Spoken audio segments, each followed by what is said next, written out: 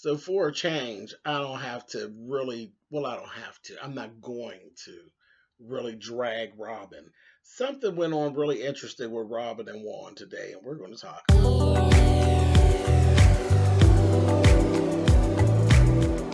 I'm like, come on through, Cookie. I want up on my soapbox. That's basically it. Let's talk about drag in all its forms.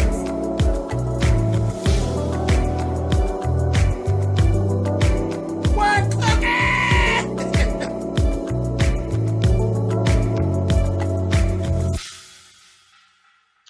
Hey guys, thanks so much for clicking on the video. This is my review for Real Housewives of Potomac Season 3, Episode 9.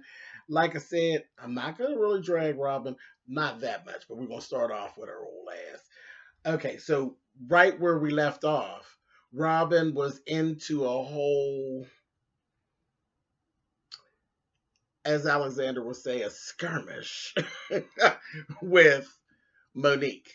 And Monique had proven that she ain't really about that life. You know, I'm this and I'm that, and I'll take this umbrella and I'll strangle you with it. Bitch, shut up. She's all in your face and you're not doing that, punk bitch. Shut up. You're not about that life, prissy. You're not about that life. Just shut up.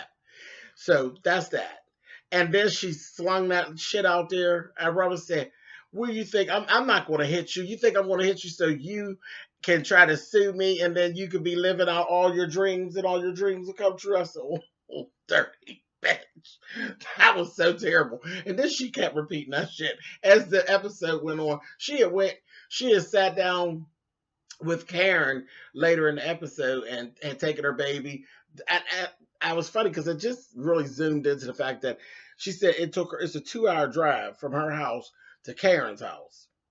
Count me and Karen were talking on the phone. Anyway, she took the baby and she drove over to Karen's house. And they had to sit down and she was talking to her and apologizing to her about showing out at her event. And Karen, of course, accepted the apology. She likes Monique, so it was no problem. And I'm going to talk about that in a minute too. But while she was there, she threw that line out just as nasty. And so, yeah, Juan and Robin ain't going to be suing me and then they be up living in my house because that had popped her. I said, oh my God, just rude. Rude and shady. Rude and shady. But whatever. And there's some truth to that. There is a little truth to that. You hit her and, well, not only if you hit her, she's going to sue you for hitting her on camera. But the other thing that's going to happen, Robin's going to whoop your motherfucking ass. So that's the other thing about, you ain't really worried about hitting her and her suing you because y'all got enough money to pay her if she hits you. Or if you hit her.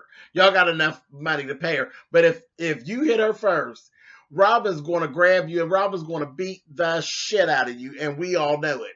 And you know it too. So that's that. Now don't be fooled because we not. Anyway, but she had her baby over there and it was so funny because I said, wait a minute. You know, I'm always zooming in on shit that I ain't even supposed to be zooming in on. I said, is she sitting over there in there with her white furniture and got that damn baby eating donuts and cupcakes and shit? So I was like, But then I looked at Karen. Karen didn't even care. Karen didn't give a shit about what the little girl cute. Didn't care what the little girl did. So, who cares? Leave her alone. She ain't care. It was like there was this life that was brought into the house when that baby came up in that house. And Karen was just as happy with that little baby being there and just as content with whatever that baby wanted to do. Karen didn't give a shit. She could have took the cupcakes and sat on the couch. She didn't even care. And I had to break back myself and sit down and say, okay, I got you. I understand. And Karen was she was okay with Monique and her visit and what she was talking about. But Karen was just as happy with that baby being there and just enjoyed that little girl being there at the house. She really misses her daughter. You could actually tell. So that was cool. I was like, all right, I'm going to lighten up. I'm going to leave it alone. Fuck it. Eat the cupcakes in the living room, little girl. Ain't no problem. You know, on a regular day, honey, if you don't get that baby and get out of here, honey. But it was cute. It was cute. All right, Karen. Anyway, Then we had a little sit down with Chris and Candace, and we found out some more tea. We know that Chris has two small children from his previous marriage, but there was a bomb dropped on us. Chris also has a 15-year-old son as well, from a previous relationship. He hasn't seen this child in like 9, 10 years. The mom and him is some tumultuous stuff, and they just don't work. And then we also had the fact that Candace's mother doesn't know this other child exists. They had kept it from her. Well, Candace had made the decision to keep it from her because she really didn't want the judgmental side of her mother coming out with the, oh my God, he got two babies, mamas, and this, that, thing, and the other. And of course, she would have went there. So we were waiting, and then later on in the episode, we actually got together and we sat down, and they actually had the conversation with the mother.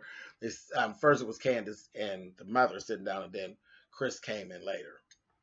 And I was ready.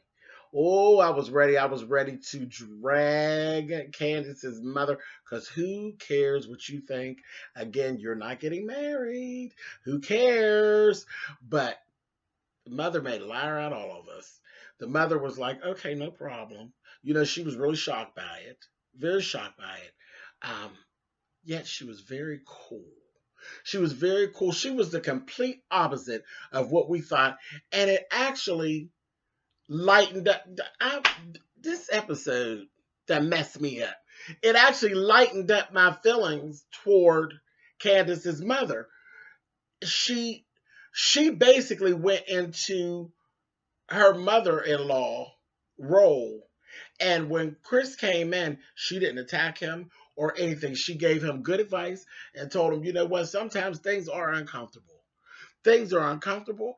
They are what they are, but sometimes we have to attack those things and go in there, and it is what it is. Because he was saying, the whole thing is that he could go in, and he thought he'd been doing the right thing by staying away from the situation rather than kicking up the dirt in a situation. Because if the boy denies him, that would pretty much kill him. Because you could see him like basically tearing up there, which was kind of rough. I was like, damn, Chris, cut it out.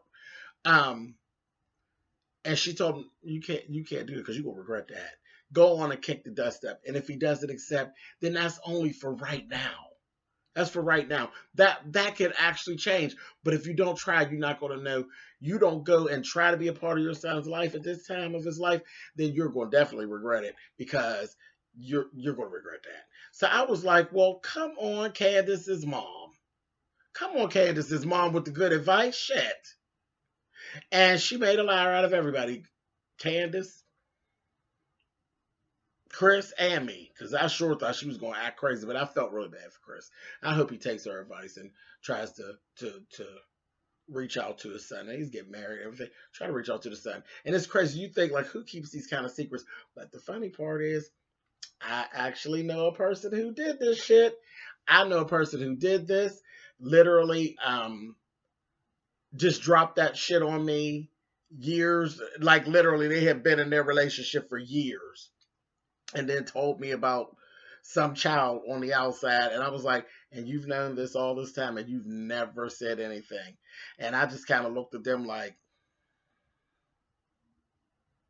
you didn't do that for my benefit, you did that for your benefit. And I just couldn't live my life walking around with a secret like that, because it's something that you don't think makes you look good. That's just stupid. If you go into a relationship and that person has some baggage and you decide that you want to deal with the baggage, you just deal with the baggage. All this running and hiding and trying to build that, because you're done built this person to be something that they're not to your friends. Either your friends are going to accept it or not going to accept it. I just thought that was very stupid. And the person who did it was close enough to me. I just thought that was stupid. And it really, I'm like, I'm not even judgmental like that. So I didn't get it. I was like, child, it is what it is, child. You like who you like. The heart wants who the heart wants. It could be the most fucked up person in the world. If your heart wants them, what the fuck do you care what I say? Go do it. It might turn out good. It might turn out horrible. And that's the whole reason that you got friends. If it turned out horrible, but you got somebody to fall back on to listen to you when you're crying and shit. Real friends. But anyway, that's a whole up. But boom, boom, bam, and I'm back. Come on, let's move on. Okay, so Robin and Juan, usually I end up having to tear them up. But I ain't Gary tear them up either. I'm going to try and Gary tear them up. Okay, so Robin convinced Juan to go to a medium. They're going to go to this medium.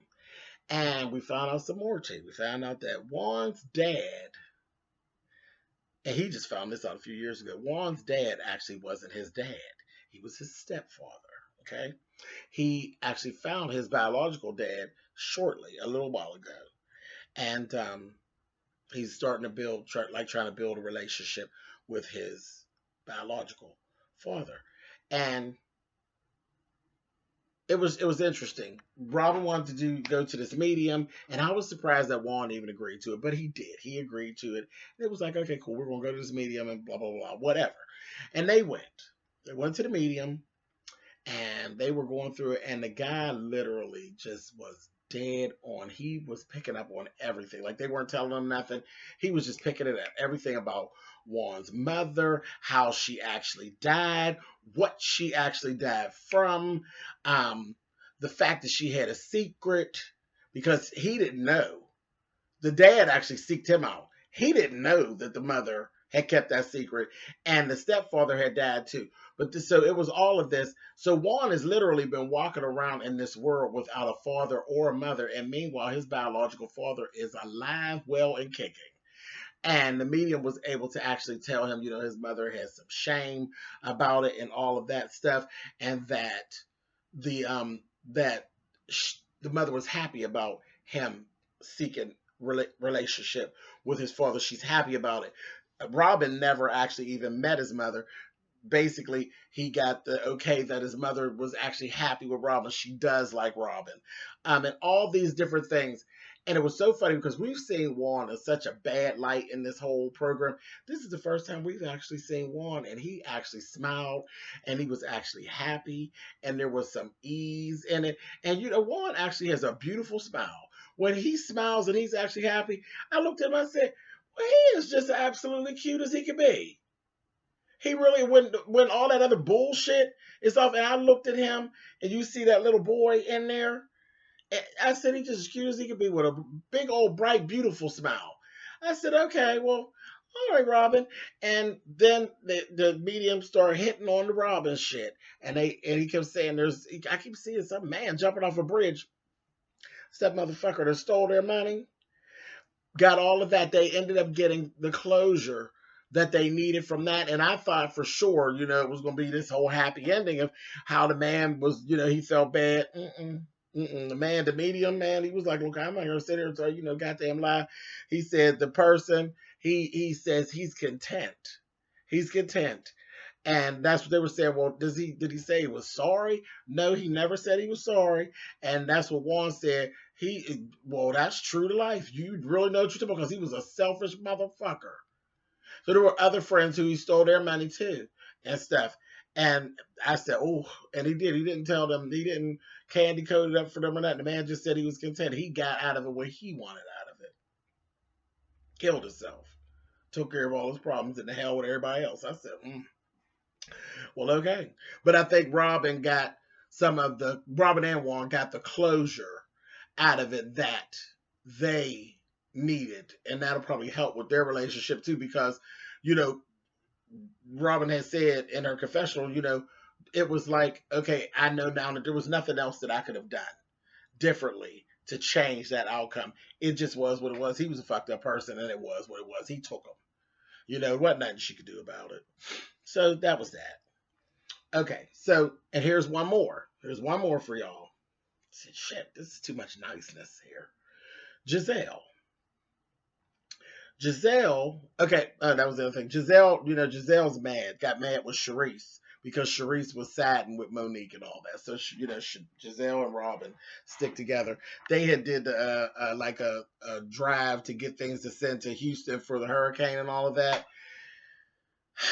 Sharice with her narcissistic ass. She's like, oh yes, Monique contacted me to help because she knew that she couldn't do it without me. Bitch, people can't do things without you, Sharice, you fucking big head goon. But whatever. Monique did reach out to her, and everybody did jump right in and did what they needed to do. Robin was a complete no-show. She was like, I wouldn't give a goddamn what kind of hurricane it is, bitch, fuck you. She didn't show up at all. And Giselle came and dropped things off and just left. She didn't say hello, goodbye, nothing. Just dropped things off and left. Her mother lives in Houston, so she was definitely going to be part of the relief. So that was that. But then she had this scene where she was at her hairdresser's. She's going through the whole thing about her and Sherman and all of that. And, she's real nervous about what's going on with Sherman and all of that. But then there's this other little issue where her mother wants to move to Potomac with her, to be more close to her and the girls and all that. Where she was saying, would definitely help her out with her mom being closer and all that. But her mother doesn't want to move in the house with her. And Sherman, her mother wants her own place. So I'm sitting there, and from what I'm getting, Giselle, I don't think she really want to buy her mother no house. She's like, I'll move your ass up in here with me and Sherman when we get a place. But I ain't really trying to take on no bill to buy you no damn house. That's what I got out of it. Now, y'all tell me what y'all got out of it. But it just was all a whole lot. And she just was like feeling like she ain't want to tell her mama no. It was like she just felt like she had a real awkward space. Now, she got real emotional because she had to walk off camera once. Then she was getting her hair rinsed, so he was dying. He was not dying. Sorry, y'all. He was coloring her hair. You dye fabric, you color hair. Okay. For somebody, the fact checkers will try to get me, honey. I'm a licensed cosmetologist. They'll try it, honey. You color hair, honey. You dye fabric. Okay. Anyway, he was rinsing the hair color out of her hair, and she had started crying. And he was consoling her. Now, you all know, I ain't never liked this hairdresser from when the program first started. I just could not get with him. I think he's shady and he's just messy. But the way he handled her, you could actually tell what they have, they're actually friends. And it actually came through real bold and loud and clear on this scene today. And I had to back up again and say, well, looky here. And it was a good thing. I ain't going to say it made me like him, but it made me respect their friendship, that they actually do have a friendship. And it's not, this is my pocket gay. And come on, girl, let's get some shit started. So that was real interesting. Very interesting episode tonight. What made me be all light. I didn't have to cuss nobody out real bad. I guess because I cussed them out so bad last week that it had to be that way. So, all right, it was cool. It was cool, though. I enjoyed the show today. I really did. It was nice not to get my dander up much. All right, you guys, I'll catch you next week. Later. Wait 1 second. Wait 1 second. I'm sorry. There's this whole piece that I almost forgot. Ashley and Monique, they definitely had to sit down and talk to each other because remember the whole thing about the liquor and the car accident and all of that. And they were on the out, so they had to have a talk. I almost forgot about this, but they actually did. They had the talk, and they basically made up and said, Ashley told her, I'm sorry. I said some things in mixed company, and I probably shouldn't have said that because then they took and they ran with it, and that was that. So Monique was in her confessional, and she said, that's okay. She fooled me once, but you won't fool me again. I'm going to be okay with her, but I'm going to be watching her, because she's shady. Child, Ashley is little Karen, and she is very much a shady bitch. She said, she's in her confessional, she said, yeah, girl, it's okay, honey. You can say what you want to say, honey. You can fool some of the people some of the time, but you can't fool me any of the time, honey. Your ass was drunk, honey. You're a drunk bitch. And we'll go ahead and make up, honey, but it is what it is, honey. Drunk bitch. And I'm paraphrasing, but that's basically what she was saying. And she's like, whatever, honey. I'll tell you whatever I need to tell you to get to the next place, honey, and we'll move on. But you're a drunk bitch, honey, and you drink a lot, honey. I said, oh, that damn Ashley.